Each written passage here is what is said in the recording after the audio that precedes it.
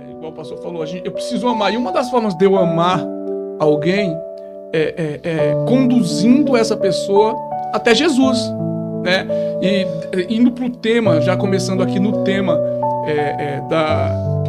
do nosso podcast, legal, Jesus está voltando. A gente fala para a pessoa assim, olha, Jesus está voltando, não é isso? Sim. Jesus está voltando.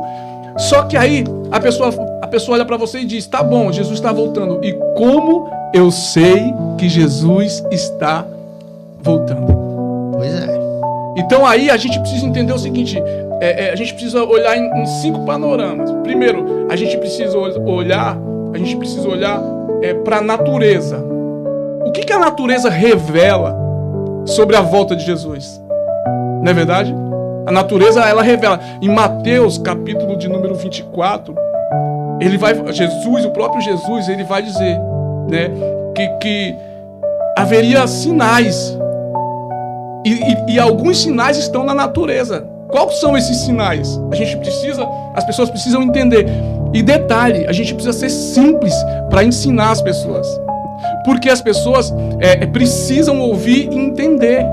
Se a gente chega aqui, ou na igreja, e começa a pregar uma teologia, eu lembro, abrindo aspas, eu lembro que eu fui dar uma aula, eu dava aula num curso, que começou como uma escola bíblica e virou um curso, e aí eu lembro que eu estava falando justamente sobre a volta de Jesus, e aí eu acabei a aula e tal, e todo mundo olhando, prestando atenção, e eu fui lá no rapaz que era o responsável, o pastor falou assim, pastor, foi bênção a aula, entendi tudo, muito profundo. Eu falei, pô, que bênção, só que o povo não entendeu nada.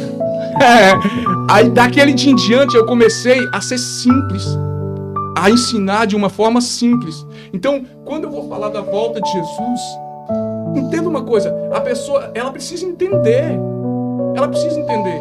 Então, o que a natureza revela sobre a volta de Jesus? Jesus vai dizer que haverá terremotos. E estão havendo muitos.